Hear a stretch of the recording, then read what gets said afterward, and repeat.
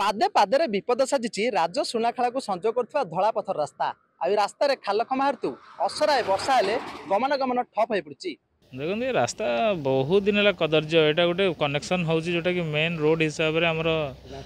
सुनाखेलू आप देखु भावरू सुनाखेलू कलापथर सुनाखेलू आप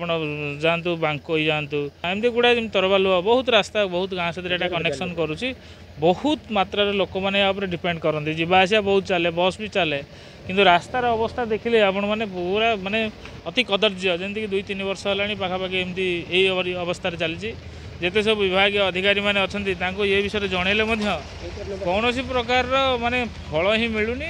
कि रास्ता उपरे कौन लोक नजर भी दौना भारी कष्ट ये पिला माने बहुत छोट छोट बाइक गुड़ाक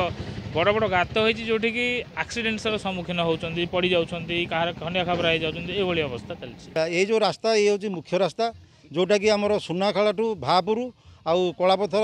दुईटाक संजोग करुच्ची दुई ग्रामर एकदम सबूक लोक हजार हजार लोक हजार हजार गाड़ी एपटे जावासिया करुच्ची रास्तार अवस्था आप देखो कि प्रकार रास्तार अवस्था केमती अच्छी दीर्घ वर्षे है ये रास्ता एमती शोचनीय हो पड़ी आम समस्त जेई एसडीओ समस्त की कहला किंतु कहीं गुहारी शुणुना एठे आमर भी आमर UP school high school minor school college city सब प्रकार